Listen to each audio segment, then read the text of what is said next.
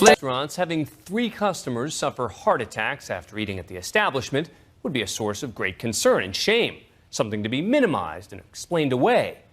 But not at one spot, where they actually promote how unhealthy it is, offering free meals to its most obese patrons and even celebrating a death on the premises. It's aptly named the Heart Attack Grill.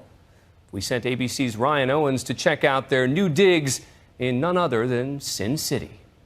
In a country where calories are posted like warnings on restaurant menus, where unhealthy school lunches are under fire, and where our First Lady has a vegetable garden, there is an alternative reality.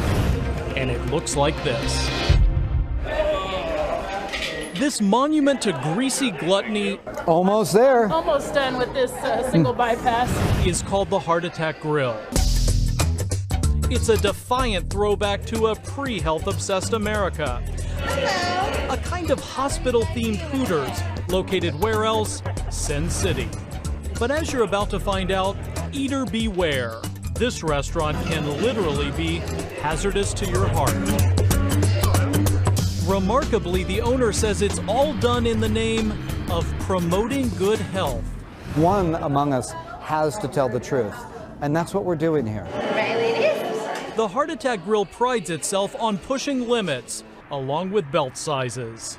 Diners must wear hospital gowns. People 350 pounds plus eat free.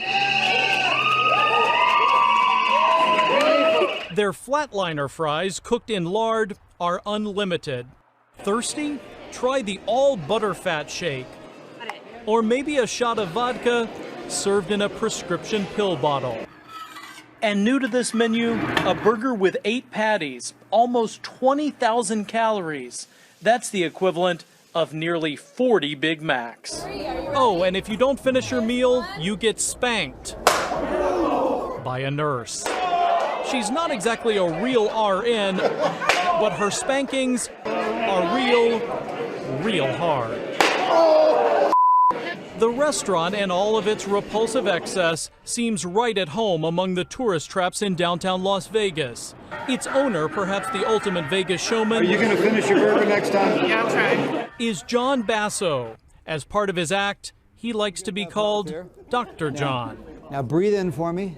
Dr. John has become something of a superstar in the fast food world. In his trademark over-the-top way, he depicts himself as Jesus Christ at the Last Supper, dining with the industry's other giants. Now let's send this on out. He's certainly come a long way since I first met him almost 3 years ago at his first Heart Attack Grill outside Phoenix, Arizona. Back then, the restaurant was under fire after its nearly 600-pound spokesman, Blair Rivers, died of obesity-related issues.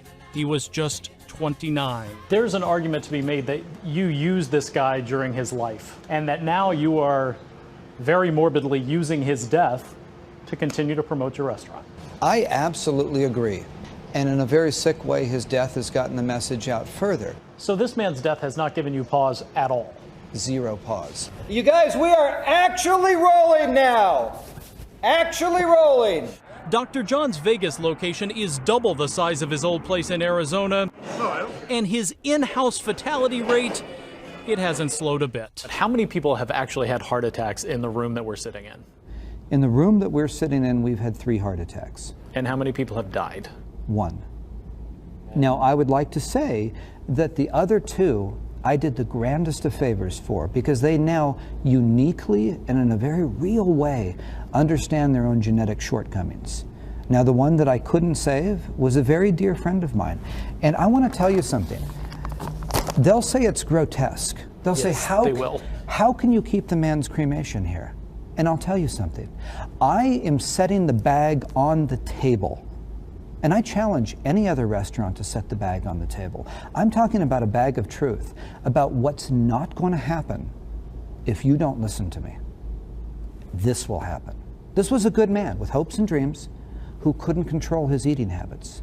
Inside this bag are the remains of yet another spokesman, John Ailman. He ate at the restaurant every day. But people are actually dying.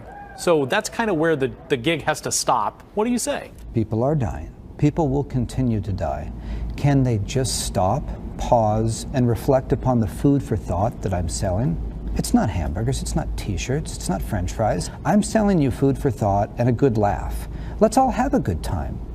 But let's really digest this. Let's think a bit, or we're going to end up exactly like my friend in the bag.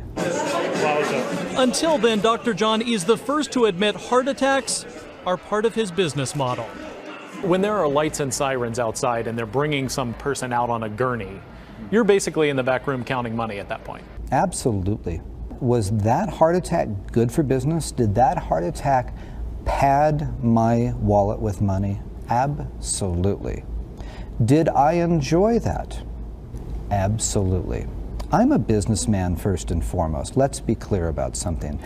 I'm not peddling hamburgers to small children without parental guidance. These are adults purchasing a legal substance from me. I want one and only one thing. I want my message out there loud and clear. I am a believer that when people hear my message, the net health benefit to society is incredibly good. It's true that before he served up artery-clogging, gut-churning meals, he ran fitness clubs and diet centers. But real nutritionists aren't buying a word out of this fake doctor's mouth. It sounds to me like he's appealing to very base instincts and certainly playing into people's enormous resentment about being told what to eat. If he's making a living and making money doing this, obviously there are people who really respond to this, and he's marketing to them. Here's the thing. Our restaurant serves bad-for-you food. Other restaurants serve bad-for-you food. We're honest, they're not.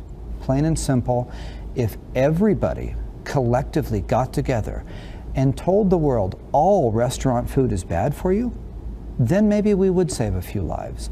Because I don't want to see people dead. Now, if they do die here, I'm not going to lie to you. That's great for business. I'll say it again. Death is great for business at the Heart Attack Grill. Somehow, in the 3 years since we first met, Dr. John has found a way to be even more exploitive. He recently hired a very short nurse who speeds around in a mini ambulance delivering beers. Coming to Hag has its perks. Mike's my hero. He also found a new spokesman for the restaurant. 460-pound Mike Lee just suffered his first heart attack, but he's still alive and shilling. How you doing on the program, Mike? Great. And while people keep dying, the Heart Attack Grill keeps thriving. We've both doubled in terms of money, in terms of square footage, but we've exponentially grown when you want to talk about extending the message.